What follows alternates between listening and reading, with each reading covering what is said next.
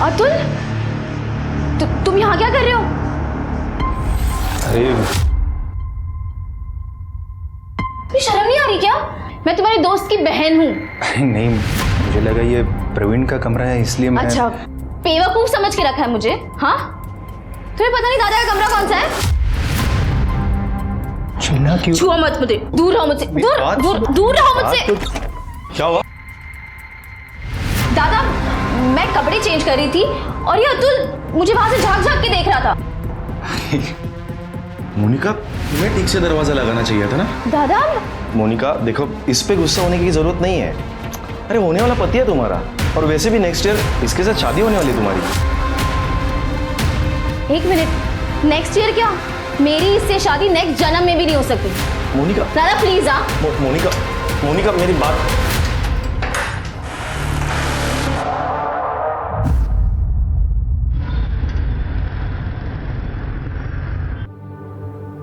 बाबा, ये तो समझ रहे। हाँ। अरे अभिजीत, अरे घर का राशन खत्म हो गया है और लाइट का बिल भी नहीं भरा अभी तक। प्लीज थोड़े पैसे दे दो। इससे पैसे ले लेना। इस महीने का सारा खर्चा मैंने इसे पहले से ही दे दिया। क्या? पैसे? वो ना एक्चुअली सारे पैसे मैंने दोस्त के साथ एक स्कीम में इन्वेस्ट कर दिए। क्या? फिर किसी वाहियात काम में पैसे बिगाड़े होंगे तूने। बाबा, आप लोग को कुछ पता है कि ये क्या करती है, कहाँ जाती है? बस अपने दोस्तों के साथ पार्टी और मजे करने में मेरे पैसे बर्बाद करती रहती है। आपके पास कोई हिसाब है? मैं आज के बाद पैसे नहीं देने वाला। अरे लहा नहीं थी, नादानी में गलतियां होती है। तू तो तीसरे आगे से लगलस, कुछ कर रही है ना वो। ऐसे में कभी फायदा कभी नुकसान होता है। तू क्या चाहता है, ये नकारी बैठी रहे? ये सिर्फ नुकसान करवा सकती है, और मैं अपने मेहनत के पैसे इस तरह से बर्बाद होते हुए नहीं देख सकता। शोभा, अभिजीत सही बोल रहे। मुझे बताओ, तुम कब तक कविता की गलतियों पर पर्दा डालती रहोगी? लगता है गांव की पुश्तैनी जमीन बेचकर ही गुजारा करना पड़ेगा अभी। जो करना है कर लो, पर आज के बाद मैं पैसे नहीं देना। अब तो घर जाने को भी डर लगता है। वही चिक चिक अनाप शनाप खर्चे, मेरी थोड़ी बहुत सैलरी भी कम पड़ जाती है। मैं कुछ मदद करूँ क्या? देख मोनिका, तुम अमीर हो, पर मैं इतना भी गरीब नहीं कि तेरे भाई से मदद लूँ। एटलीस्ट मेरी ये खुददारी प्लीज बची रहे। हाँ, लेकिन उस घर से मैं कंटाल गया हूँ। सोचता हूँ कि कहीं दूर चला जाऊँ। अभिजीत, तुम जहाँ भी जाओगे ना, मुझे साथ में लेकर जाओ प्लीज। लेट हो रहा है, हमें निकलना चाहिए ना। ठीक है, चल।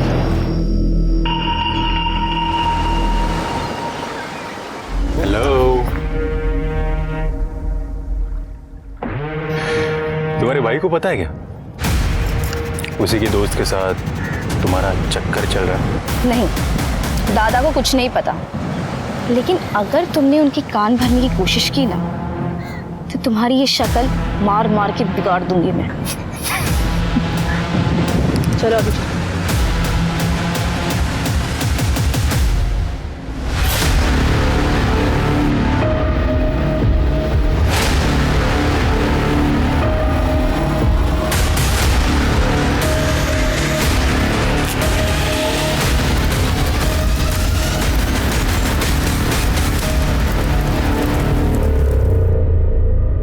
नमस्कार, मैं सोनाली कुलकर्णी क्राइम पेट्रोल सतर्क के इस नए अध्याय में आपका स्वागत करती हूँ। इस दुनिया में अगर किसी चीज को बुरी नजर से बचाकर रखने की सबसे ज्यादा जरूरत है तो वो है प्यार। हम सब अपने रिश्तों में प्यार और भरोसा चाहते हैं। यही चाहत और यकीन कई बार अचानक किसी हादसे का शिकार होकर खत्म हो जाता है और कभी कभी अपने इसी भरोसे के चलते हम खुद भी हादसों को न्योता दे बैठते हैं। इस केस में पुलिस के सामने सबसे बड़ा सवाल यही था कि जिसे पेट्रोल छिड़क कर जला दिया गया वो आखिर कौन था। आज हम एक ऐसा rarest of the rare case लाए हैं जिसमें दर्ज कुदरत का करिश्मा देखने वालों को न सिर्फ हैरान कर देगा बल्कि आप ये सोचने पर भी मजबूर हो जाएंगे कि क्या सचमुच मरने वाले की रूह भी वापस लौटकर अपने लिए इंसाफ की मांग करती है।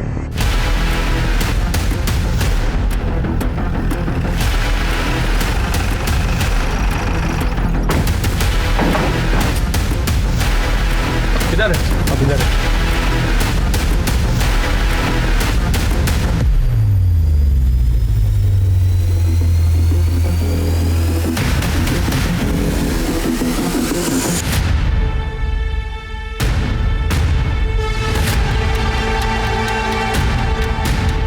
लाश पूरी तरह जल चुकी है। इस तरह तो इसकी पहचान करना मुश्किल हो जाएगा। पेट्रोल की स्मेल आ रही है। कर ले, बगा जरा।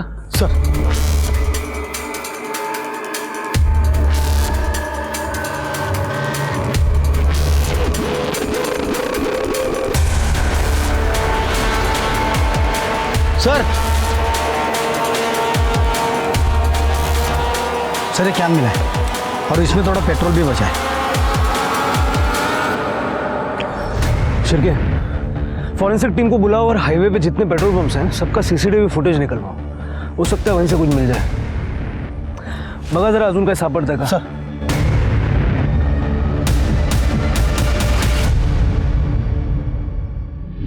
सर, क्राइम सीन पे जो पेट्रोल का कैन मिला था और उसके ऊपर जो फिंगरप्रिंट थे सर, हमारे डेटाबेस में किसी से मैच नहीं कर रहे सर। और फॉरेंसिक ने कंफर्म किया है कि वो मेल की बॉडी है। एक बेल्ट का बक्कल भी मिला था। आसपास के रोड की सीसीटीवी में कुछ मिला? नहीं सर, कुछ भी सस्पिशियस नहीं दिखा है। शिरके एक काम करो, सारे मिसिंग कंप्लेंट्स चेक करो। ठीक है सर।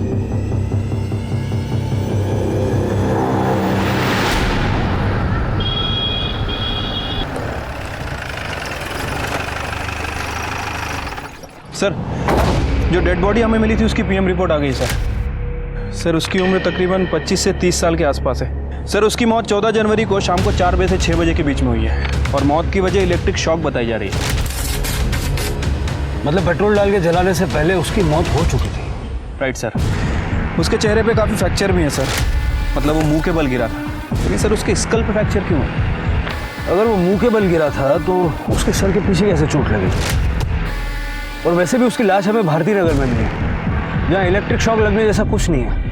तो इसका मतलब है कि लाश को डिस्ट्रॉय करने के लिए वहाँ ले जाया गया था। वैसे सर इस बॉडी की एक किडनी भी गायब है। किडनी स्कैंडल भी हो सकता है। पिछले महीने हमने एक किडनी रैकेट पकड़ा था। काम करो सर, लाश के डीएनए सैंपल लेके जितने भी मिसिंग कंप्लेंट्स हैं ना, सबके रिलेटिव्स के डीएनए सैंपल्स लेके मैच करके देखो। हो सकता है इसकी पहचान करने में आसानी हो जाए। लेकिन सर ऐसे बहुत सारी कंप्लेंट्स हमारे पास है और ये बॉडी उसी में से किसी की है, ये पता लगाने में बहुत टाइम लग जाएगा। लेकिन डीएनए मैच हुए बिना पहचान करना भी मुश्किल होगा। हो सकता है एक और किडनी रैकेट का पर्दाफाश हो जाए। ठीक है सर।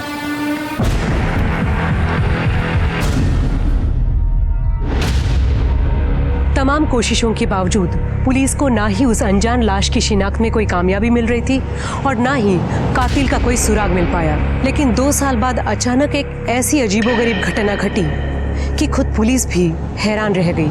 वो ऐसा वाकया था जिस पे भरोसा करना मुश्किल था, लेकिन कई बार वो होता है जिसकी कल्पना हम सपने में भी नहीं कर पाते।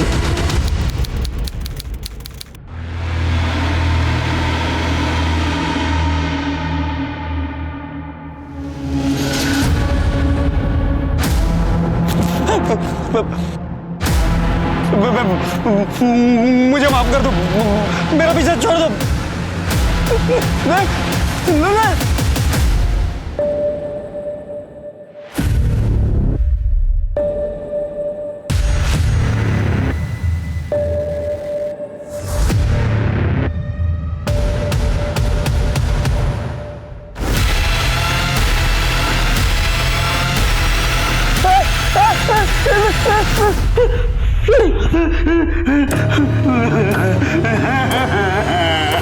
क्या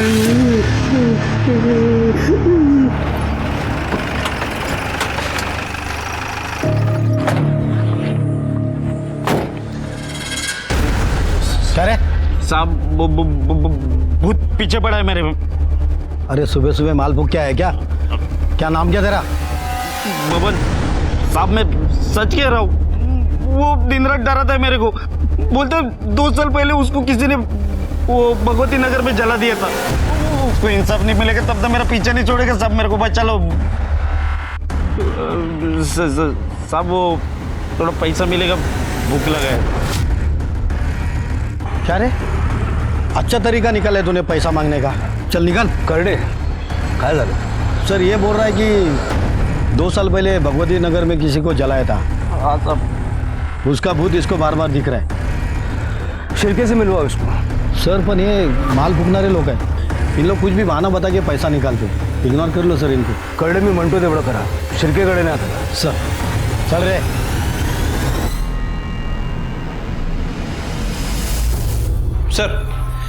सर 2 साल पहले भगवती नगर में कोई जली हुई लाश नहीं मिली थी।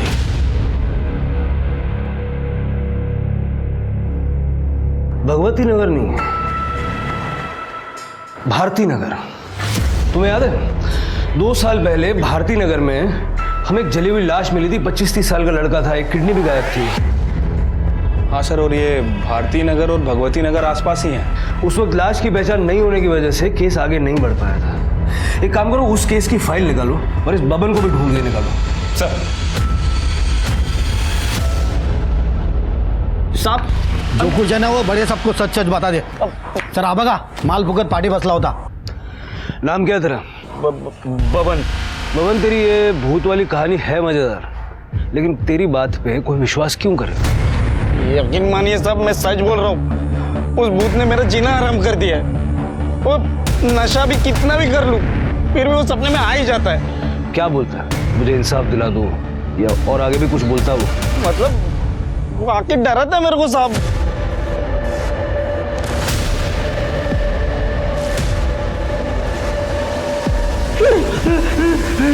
मान लेते हैं तेरी भूत वाली कहानी सच है। कभी उसने कोई नाम बताया, किसने मारा, क्यों मारा, कुछ ऐसा बताया? हाँ साहब, अभिजीत। और कुछ? क्या हुआ, कैसे हुआ? अरे साहब मैं सच बोल रहा हूँ, मेरे को कुछ नहीं मालूम है साहब। मैं आपके हाथ जोड़ता हूँ, मेरे को इस भूत से बचा लो। किसी दिन इसके डर से मैं मर जाऊंगा साहब। ठीक है, अभी निकल, लेकिन इधर उधर भागना मत। ठीक है साहब। इस भवन का भूत उतारना पड़ेगा, जरा नजर रखो इसमें। सब शिरके, 2 साल पहले की मिसिंग कंप्लेंट्स दोबारा चेक करो। उसमें अभिजीत नाम के 25-30 साल के लड़के की कोई कंप्लेंट है क्या, जरा देखो। ठीक है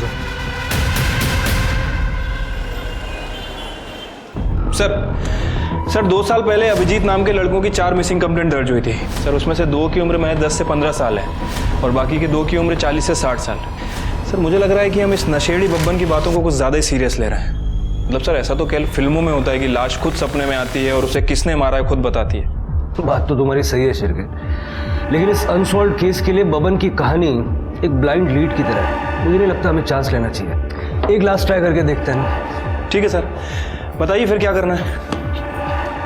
एक काम करो, भारती नगर में जहां हमें वो जली हुई लाश मिली थी ना, उसके 25 किलोमीटर के रेडियस में 25 से 30 साल की उम्र के अभिजीत नाम के जितने भी लोग हैं सबकी एक लिस्ट बनाओ। देखो उनमें से कोई मिसिंग है क्या। Okay sir. इतनी चक्कर क्यों डालते हैं?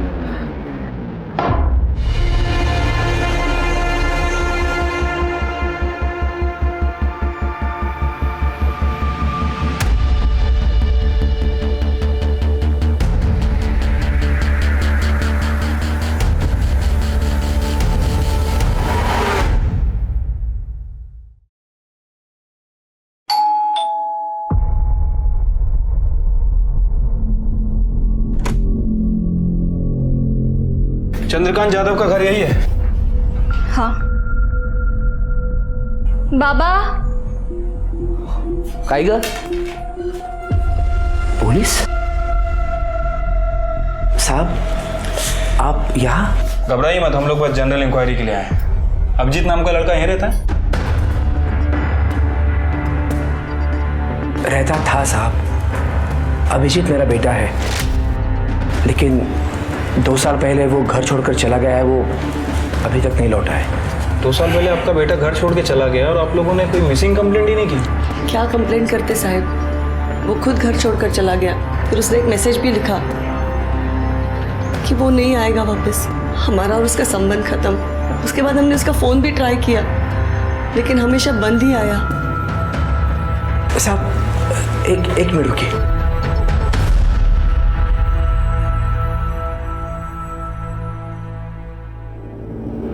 ये देखिए सर, 2 साल पहले उसने ये मैसेज किया था। बाबा, मैं हमेशा के लिए घर छोड़कर जा रहा हूँ और दोबारा वापस लौटकर नहीं आऊँगा। हमारा रिश्ता खत्म। रिश्ता खत्म करने की कोई खास वजह? जब बच्चे बहुत कमाने लगते हैं ना, तो माँ बाप उन्हें बोझ लगने लगते हैं। वो हमारी जिम्मेदारी नहीं लेना चाहता था। लेकिन आप ये सब क्यों पूछ रहे हैं? देखिए, 2 साल पहले हमें एक बॉडी मिली थी और हमें शक है कि वो अभिजीत की ही बॉडी है। क्या? शुभा, क्या बोलते हैं? रो मत। हो सकता है वो हमारा अभिजीत नहीं होगा।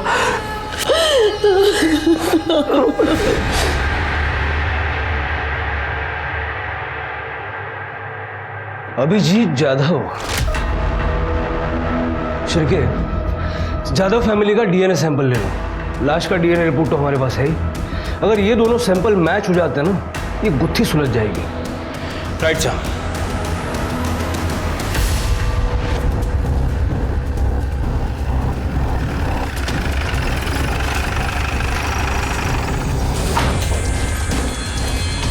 कहाँ जा रहे हैं आप लोग? साहब, वो जब से पता चला है कि अभिजीत का शायद खून हो गया है, तब से उसकी माँ की तबीयत बहुत ख़राब है। उसको डॉक्टर के पास ले जा रहा हूँ। ठीक है, लेके जाइए इन्हें। जी। लेकिन उसके बाद आपको हमारे साथ चलना होगा। आपके साथ? क्यों साहब? डीएनए टेस्ट के लिए। डीएनए टेस्ट के लिए?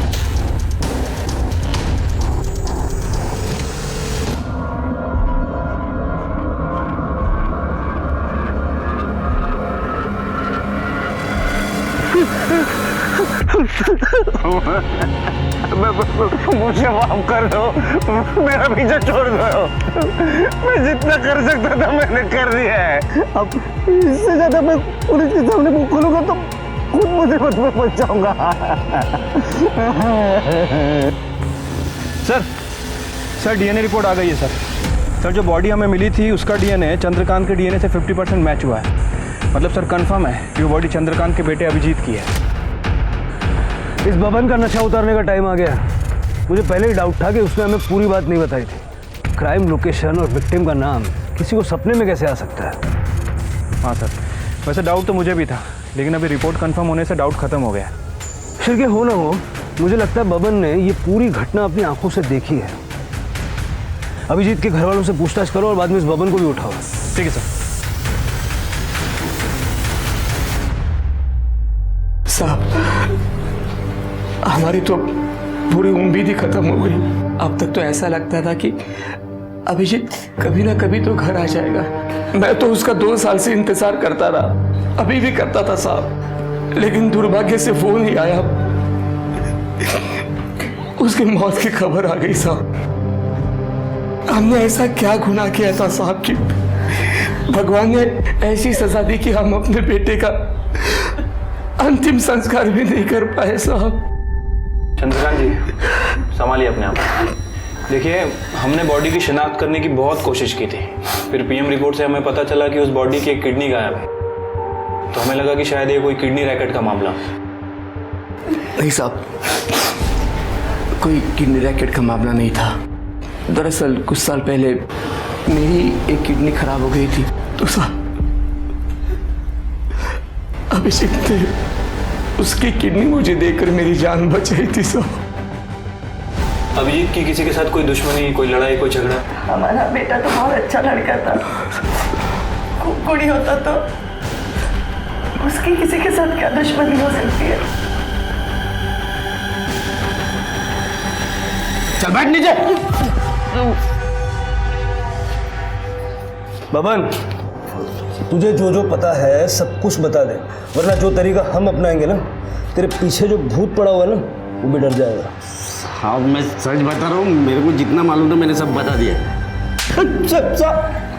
जब ये कुछ बताने के लिए तैयार हो जाना, तब इसको मेरे सामने लाना, तब तक इसकी खातिरदारी करो। साहब नहीं साहब, नहीं मैं बताता हूँ, सब बताता हूँ साहब ये वो 2 साल पहले की बात है। मैं वो जंगल में बैठ के माल भूख रहा था साहब। अब मैंने 2 जन को एक लाश को जलाते हुए देख लिया साहब।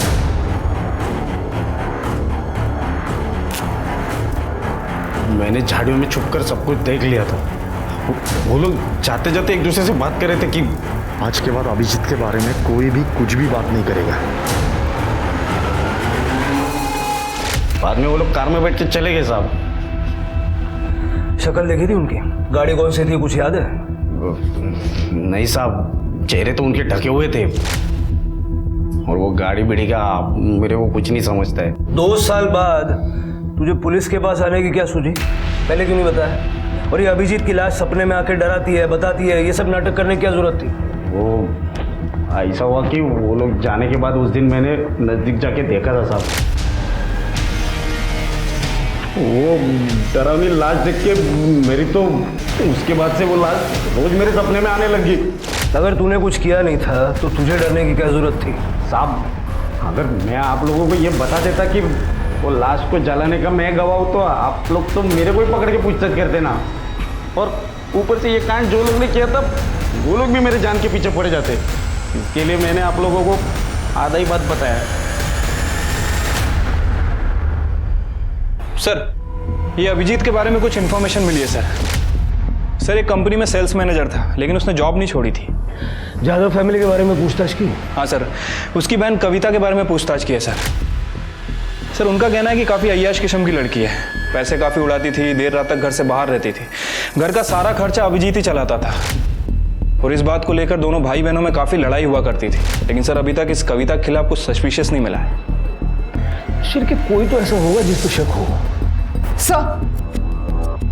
सर, एक जरूरी बात पता चली है। हमने अभिजीत के 2 साल पुराने कॉल रिकॉर्ड्स चेक किए, उसमें एक नंबर मिला है जिस पे वो लगातार बात करता था। सर ये देखिए, ये नंबर किसी मोनिका देशमुख के नाम पर रजिस्टर्ड है। हमने उसकी लेटेस्ट लोकेशन भी पता किया, और ये मोनिका और अभिजीत दोनों एक ही कॉलेज से पास आउट हुए 2012 में। सर और एक बात, ये दोनों देर रात तक बात करते थे। सर, अभिजीत की मोबाइल की आखिरी लोकेशन करवे नगर की थी। करवे नगर से भारती नगर 10 किलोमीटर की दूरी पे, जहाँ पर हमें अभिजीत की लाश मिली थी। जरा पता करवाओ ये अभिजीत करवे नगर क्या करने गया था। सर, शिरके, ये मोनिका और अभिजीत का लेट नाइट बातें करना इस केस का इंपॉर्टेंट एस्पेक्ट हो सकता है। हो सकता है यहीं से कोई बड़ी लीड मिल जाए। इस मोनिका से बात करनी पड़ेगी।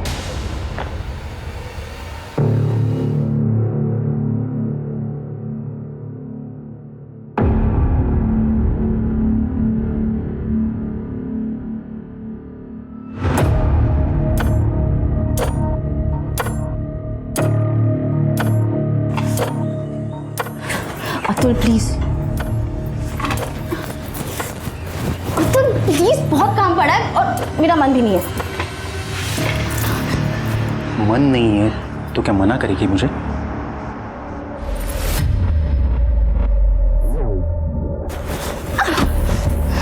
तेरी ये हिम्मत? पति हूं तेरा मैं। कौन? पति। क्यों करते रहते हो अतुल रोज रोज? क्या बिगाड़ा है मैं तुम्हारा? किसे लायक है तू? चल, अब ये हुलिया ठीक कर ले। 10 मिनट का काम है मेरा, मैं वो काम करके वापस आ रहा हूँ। उसके बाद अगर तू मुझे मेरे बेडरूम में मेरा इंतजार करते वक्त नहीं मिली ना, तो तेरा हुलिया नहीं, तेरा ये चेहरा भी बिगाड़ दूंगा मैं।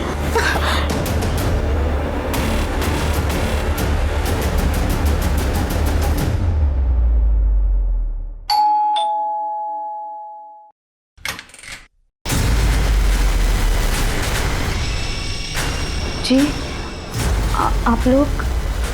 मोनिका। जी कहिए।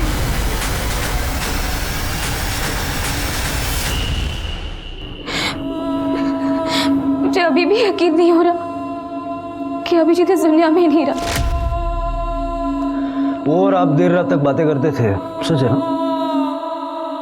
हाँ, मैं और अभिजीत एक दूसरे से बहुत प्यार करते थे। हम शादी भी करने वाले थे, लेकिन फिर वो गायब हो गया। उसने मुझे मैसेज भी किया था कि मैं उसे भूल जाऊं, फिर भी मैं उसे लगातार मैसेज करती रही, कॉल करती रही, लेकिन उसका फोन बंद था। अच्छा, अभिजीत की किसी के साथ कोई दुश्मनी थी, कोई लड़ाई झगड़ा? देखिए, हमसे कुछ छुपाने का फायदा नहीं है, जो भी है साफ साफ बताइए।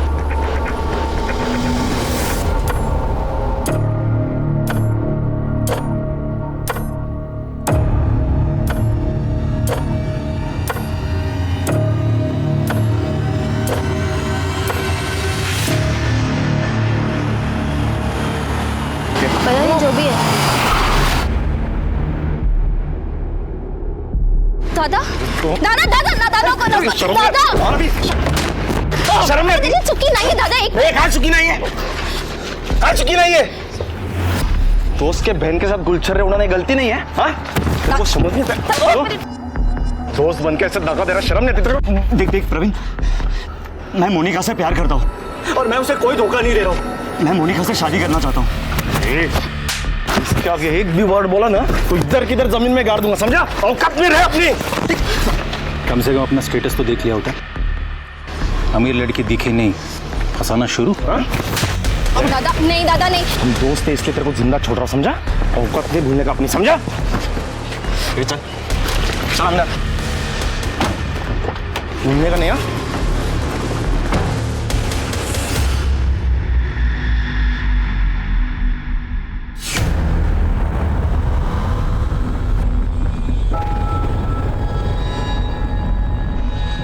मोनिका, तुम यहाँ और ये सामान? मैंने अपना घर छोड़ दिया है। पर इससे तो प्रवीण और भी नाराज हो जाएगा। अब चाहे जो भी हो जाए अभिजीत, मैं यही रहूंगी। और तुमने मुझसे शादी का प्रॉमिस किया था, उसका क्या हुआ? हाँ मोनिका। देखो अभिजीत, मोनिका, अगर तुम दोनों शादी करना चाहते हो तो कर सकते हो, हमें कोई एतराज नहीं है। हो ना? मोनिका, मोनिका, मोनिका, तुझे अपने घर की इज्जत का जरा भी ख्याल नहीं? चल मेरे साथ। दादा चल मेरे साथ, चल मेरे साथ। मोनिका, मोनिका, मैं इससे अभी नस काट लूंगी। दूर रहो मुझसे। मोनिका, रख दो उसे। मोनिका, बात सुन मेरी, फेंक दे वो जा, फेंक देना। तुझे पता है तेरी खुशी के आगे मुझे कुछ नहीं चाहिए।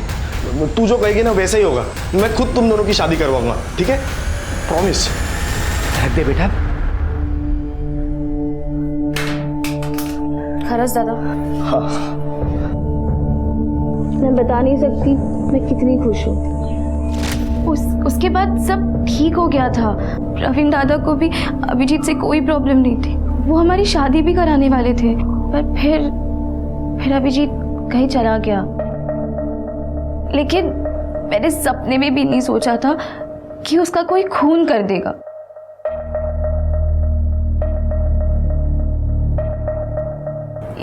ये मेरे पति है अतुल। अभिजीत 2 साल तक लापता था, तो दादा के कहने पर मैंने इससे शादी कर ली। आखिरी बार आप अभिजीत से कब मिली थी? करवे नगर में हमारे एक फार्म हाउस है।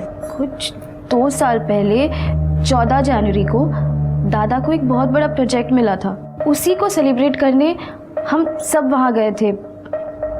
मैं, दादा, अभिजीत, अतुल, हम टेरेस पर पार्टी कर रहे थे और इन लोगों ने दोपहर को ही पीना शुरू कर दिया था। अभिजीत, मुझे ना बहुत अर्जेंट काम आ गया, मुझे निकलना पड़ेगा। हाँ, अभी तो पार्टी स्टार्ट हुई है। बहुत इम्पोर्टेंट है। So sorry. इसलिए करीबन 4:30-5 बजे तक मैं घर निकल आई थी। उसके बाद मैंने अभिजीत को कभी नहीं देखा। मोनिका के जाने के बाद फार्म हाउस पे क्या हुआ था?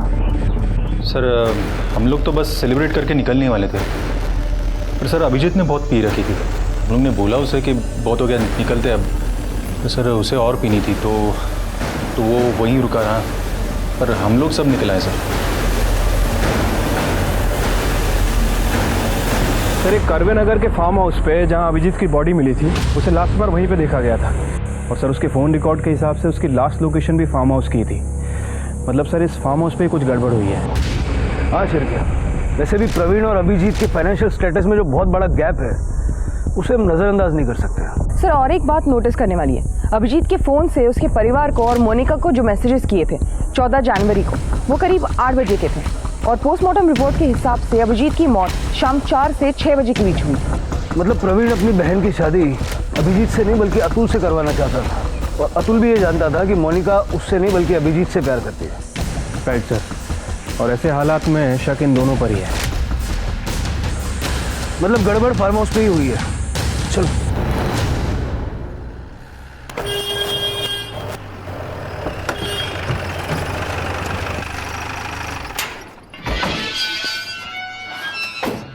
देशमुख फैमिली का फार्म हाउस है नहीं? हाँ सर।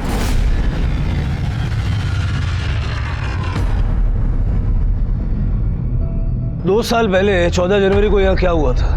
2 साल पहले की बात किसको याद रहेगी साहब? पार्टी हुई थी यहाँ, तुझे याद नहीं है? हाँ वो याद है ना सब। वो पूरा हफ्ता मैं छुट्टी पर था। 2 साल पहले क्या हुआ था वो याद नहीं है, छुट्टी पे था ये याद है। हाँ सब, वो मेरी बेटी की शादी थी ना तभी।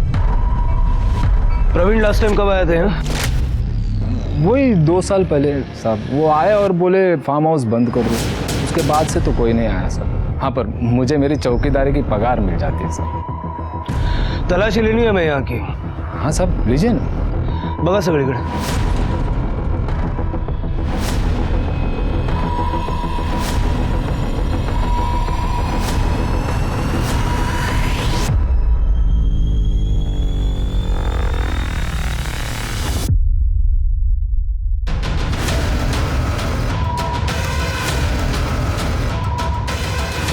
शिरके, कुछ मिला क्या?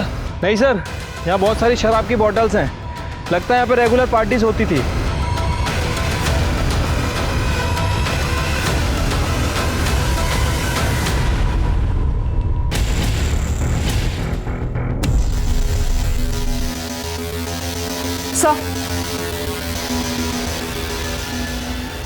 सर ये आईडी कार्ड मिला है इस पर्स में।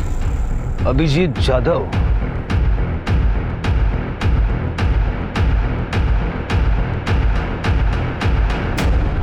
तुझे थोड़ी तेरी अक्कल है? पुलिस को सारी कहानी बतानी क्या जरूरत थी? दादा, अगर मुझ में थोड़ी भी अक्ल होती ना तो मैं ये नहीं समझती कि अभिजीत मुझे छोड़कर भाग गया। लेकिन उसके साथ जो हुआ वो कितना बुरा हुआ। अरे जो हुआ उसका मुझे भी दुख है, लेकिन अब क्या करूं? दादा, हमें अभिजीत को इंसाफ दिलाने के लिए पुलिस की मदद करनी चाहिए। लेकिन आपको इतना गुस्सा क्यों आ रहा है? मूर्खासारखं काहीतरी बोलू नको। अगर न्यूज में अपना नाम उछाला गया तो किसके बिजनेस पर असर होगा? मेरे ना। समझ रही बात को? सर इस करवे नगर के फार्म हाउस में कुछ ना कुछ तो जरूर हुआ है। मैं भी वही सोच रहा था। शिरके, 2 साल पहले जब अभिजीत की लाश हमें मिली थी उस वक्त वहाँ एक पेट्रोल का कैन भी मिला था। उस पर जो फिंगरप्रिंट्स थे वो हमारे रिकॉर्ड्स में होंगे, लेकिन उस वक्त इस केस के लिए कोई सस्पेक्ट नहीं था। एक काम करो, 2 साल पहले 14 जनवरी को उस फार्म हाउस पे जितने भी लोग मौजूद थे उन सबके फिंगरप्रिंट्स लो और उनका लोकेशन निकालो। Right sir.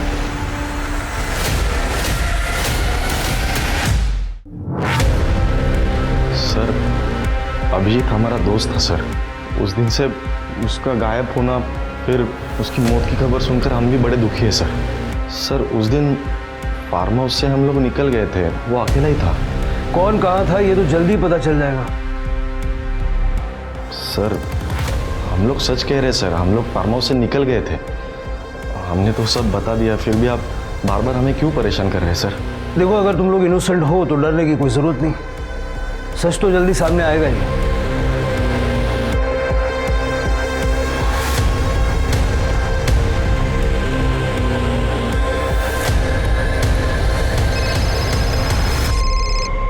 हाँ शिरके।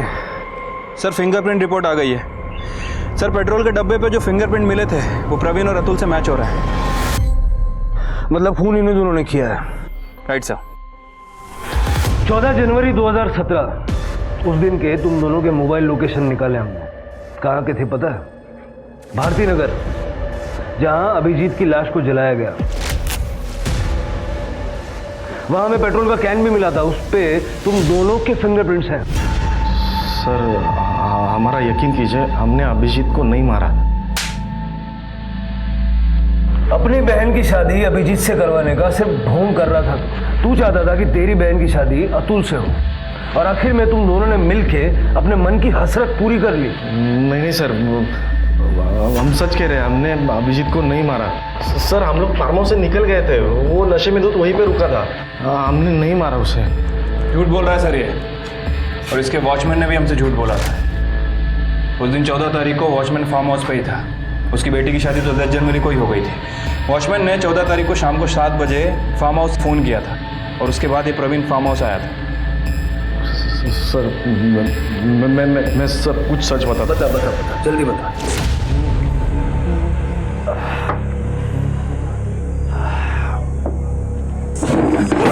अबे आराम से गिरा देगा सब कुछ यार। तू क्या कर रहा है यार? जो चढ़ गई आराम से।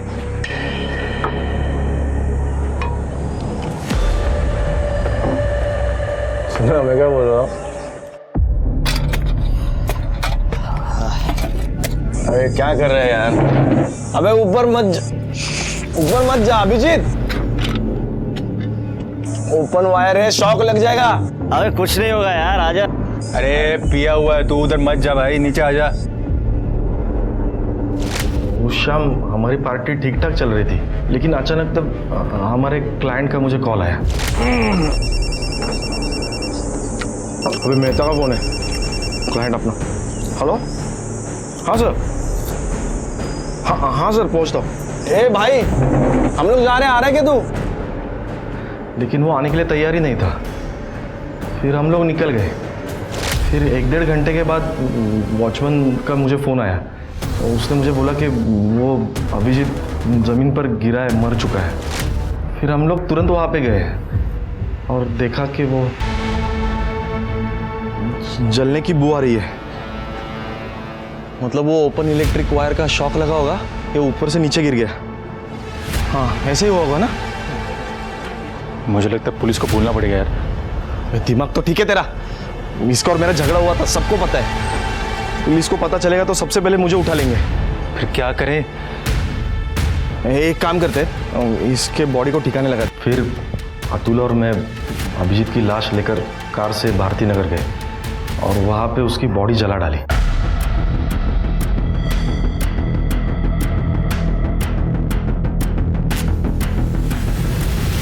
आज के बाद अभिजीत के बारे में कोई भी कुछ भी बात नहीं करेगा।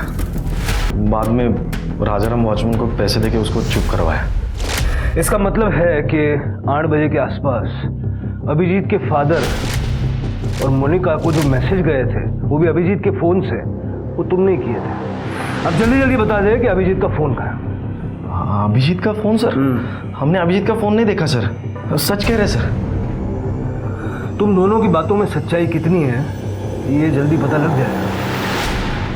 पेट्रोल छिड़ककर अभिजीत की लाश को आग में झोंकने वाले अतुल और प्रवीण पुलिस की गिरफ्त में थे, लेकिन क्या सचमुच उन्हीं दोनों ने अभिजीत को मौत के घाट उतारा था, या अभिजीत का कातिल अभी भी खुली हवा में सांस ले रहा था? पुलिस असली कातिल तक पहुंच पाती उससे पहले इस केस में एक और हैरतंगेज मोड़ आना अभी बाकी था।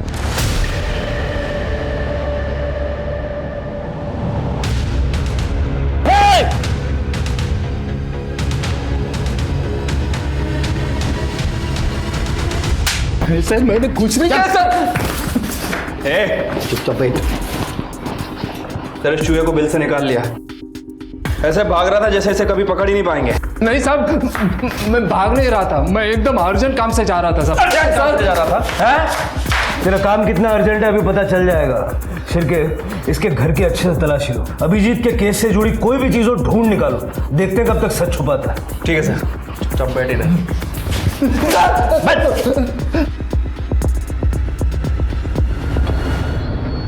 सर हमने राजाराम के घर की तलाशी ली थी। ये देखिए 2 साल पुराना वीडियो मिला उसके फोन में।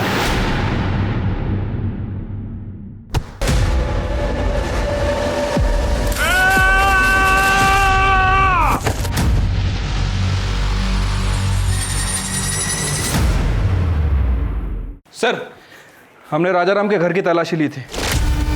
ये देखिए, 2 साल पुराना वीडियो मिला उसके फ़ोन में। ये वीडियो राजाराम के हाथ कैसे लगा? सर वो तो नहीं पता, लेकिन जब मैंने इस राजाराम का बैंक अकाउंट चेक किया सर, मेरा शक और बढ़ गया। सर ये जो वीडियो वाला आदमी है, राजाराम के अकाउंट में हर महीने पैसे ट्रांसफ़र कर रहा है, जब से हमने अभिजीत का केस ओपन किया है। उठा लो इसे। सर क्या कह रहे हो आप इंस्पेक्टर साहब? ये सरासर गलत है। मैं अपने बेटे को क्यों मारूंगा, वो भी जान से? अरे साहब, मैंने कभी चाटा भी नहीं मारा उसको। करणे, आना त्याला। सर,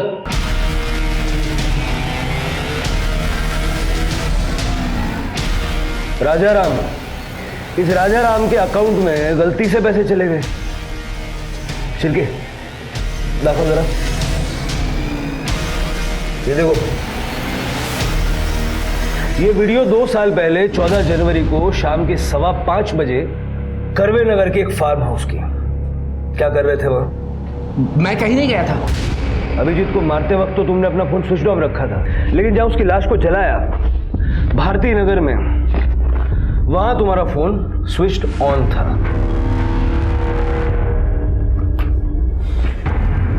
और एक और बात जो तुम हमें बताना भूल गए, लेकिन हमने पता लगा लिया।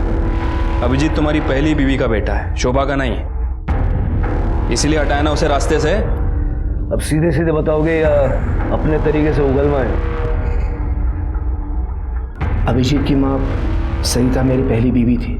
उसका देहांत हो गया। उसके बाद सरिता की बहन शोभा से मैंने शादी की, लेकिन अभिजीत को ये बात कभी नहीं बताई मैंने।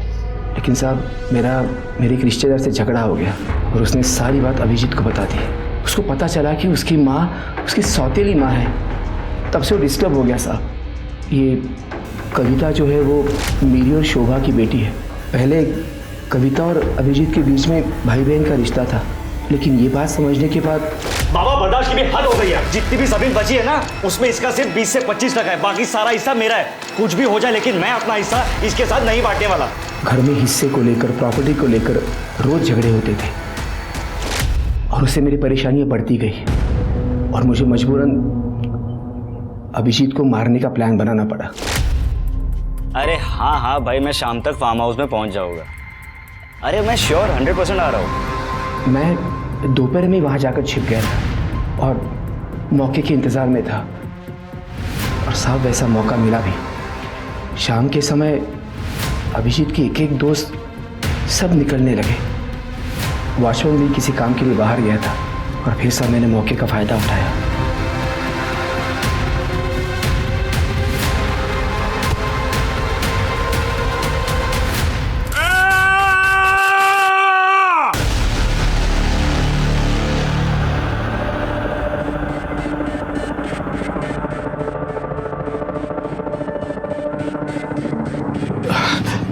देखो, किसी को कुछ मत बोलना। मैं तुमको ना ये पूरा रख लो, लेकिन किसी को बोलना नहीं है। मैंने अभिजीत की जेब से उसका फ़ोन निकाला और वही पास में छिप गया।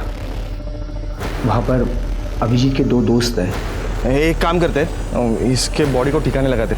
उन्होंने उसकी लाश को गाड़ी में रखा। मैंने स्कूटी से उन दोनों की गाड़ी का पीछा किया और फिर मुझे तसल्ली हो गई कि मेरा प्रॉब्लम हमेशा के लिए सॉल्व हो गया। रात को मैंने अभिजीत के मोबाइल से खुद को और मोनिका को मैसेजेस किए। पिछले 2 साल से मैं राजाराम को पैसे दे रहा था। जिस बेटे ने अपनी किडनी तुम्हें देके तुम्हारी जान बचाई, तुमने उसी की जान ले ली। बाप कहलाने के लायक नहीं हो तुम। जिस तरह की मौत अभिजीत मरा है ना, उससे भी दर्दनाक मौत तुम्हें मिलनी चाहिए। बेटे अभिजीत के खून के आरोप में चंद्रकांत जाधव को कड़ी सजा मिली।